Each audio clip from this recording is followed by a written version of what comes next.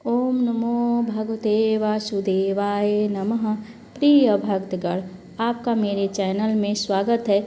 आज हम बात करेंगे कार्तिक मास की कथा अध्याय 14वें की। पिछले वीडियो को आपने प्यार और स्नेह बहुत दिया। कथा ऐसे ही सुनते रहिए। कथा सुनने से कार्तिक मास हिंदू धर्म में अत्यंत पवित्र और विशेष माना जाता है। इस मास में किए गए व्रत, तपस्या, पूजा का महत्व बहुत अधिक है और इस समय भगवान विष्णु के प्रति विशेष भक्ति और श्रद्धा प्रकट की जाती है।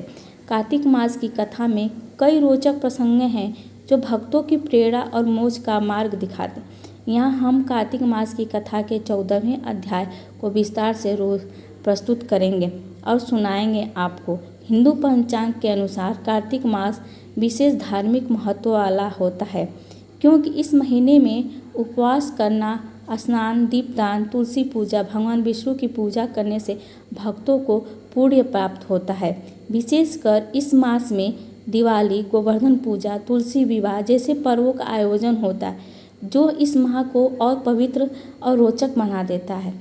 प्रिय भक्तगण, इस मास में भगवान विष्णु की पूजा का विशेष महत्व इसलिए है क्योंकि यह समय ऐसा माना जाता है जब भगवान शयन काल में जागृत होते हैं और अपने भक्तों को दर्शन देने के लिए उपलब्ध होते हैं। कार्तिक मास की कथा में हम केवल दीपदान, स्नान और ब्रह्म मुहूर्त में स्नान करते हैं, माता तुलसी के सामने दीपक जलाते हैं और दीपदान करते हैं। इससे हमारा सारा कष्ट और पाप धुल जाता है, जिससे आपको इस कार्तिक मास के पूरे महीने दीपदान और स्नान किया जाता है। पवित्र नदियों का भी बहुत बड़ा महत्व है इस कार्तिक मास में। कार्तिक मास ऐसी महीना है जो आपके हर कष्ट और पाप को दूर करेगा, माता लक्ष्मी की कृपा बनाए। इसी में तो दीपावली, गोवर्धन पूजा, तुलसी विवाह, एकादशी पड़ता है जिसे हम कार्तिक मास का आज मैं अध्याय 14वां सुनाऊंगी। श्री हरि कृपा करें, श्रद्धा प्रेम भक्तों से बनाए रखे। जब उसको इस प्रकार धर्म पूर्वक राज्य करते हुए देखते हैं और देवता क्षुब्ध हो गए, उन्होंने देवाधिदेव शंकर का मन स्मरण करना आरंभ किया। तब भक्तों की कामना पूर्ण करने वाले शंकर ने नारद जी को बुलाकर देवा कार्य की इच्छा से उनको वहाँ भेजा। शंभु भक्त नारद जी शिव की आज्ञा से देवपुरी में गए। इंद्रादिक सभी देवता व्याकुल हो शीघ्रता से नारद जी को उत्कंठा भरी दृष्टि से देखने लगे। अपने सब दुखों को कहकर उन्हें नष्ट होने की प्रार्थना करने की। तब नारद जी ने कहा, मैं सब कुछ जानता हूँ, इसलिए अब मैं दैत्यराज जलंधर के पास जा रहा हूँ। ऐसा कह नारद जी देवताओं को आश्वासित कर जलंधर की सभा में आए। ने नारद जी के चरणों की पूजा कर हंसते हुए कहा, हे ब्राह्मण, कहिए कहाँ से आए हैं, यहाँ कैसे आए? मेरे योग्य जो सेवा हो उसकी आज्ञा दीजिए। नारद जी प्रसन्न होकर बोले, हे महाबुद्धिमानी जलंधर, तुम धन्य हो। मैं स्वेच्छा से कैलाश पर्वत पर गया था, जहाँ 10,000 योजनाओं में से कल्पवृक्ष का वन है। वहाँ मैंने सैकड़ों कामधेनुओं को विचरते हुए देखा तथा यह भी देखा कि वह चिंतामणि से प्रकाशित परम दिव्य, अद्भुत और सब कुछ सुवर्णमय है।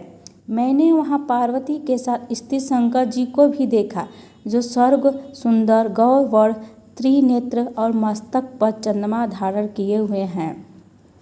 उन्हें देखकर मुझे बड़ा आश्चर्य हुआ कि इनके समान समृद्धिशाली त्रिलोकी में कोई है या नहीं। हे दैत्येंद्र, उसी समय मुझे तुम्हारी समृद्धि का स्मरण हो गया और उसे देखने की इच्छा से ही मैं तुम्हारे पास चला आया हूँ। यह सुनकर जलंधर को बड़ा हर्ष हुआ। तब जलंधर ने नारद जी से कहा, अपनी सब समृद्धि दिखलाकर बोला और नारद जी जलंधर की बड़ी प्रशंसा करने लगे और कहे, निश्चय ही तुम त्रिलोकपति होने के योग्य हो। ब्रह्मा जी का हंस युक्त विमान भी तुम ले आए हो और भूलोक पाताल और पृथ्वी पर जितने भी रत्नादि हैं सब तुम्हारे ही हैं।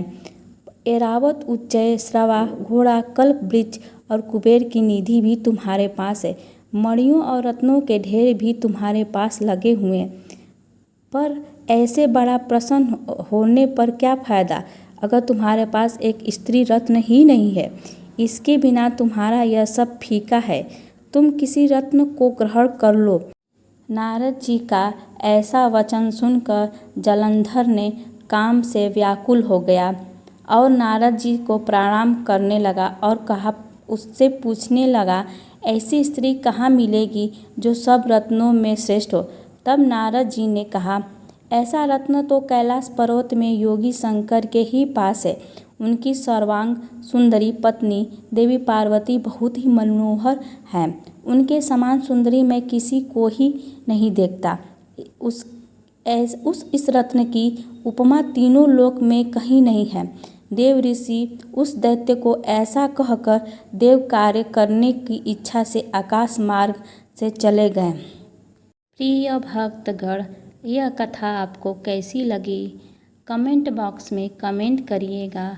ओम नमो भगवते वासुदेवाय नमः। आपका जीवन मंगलमय हो।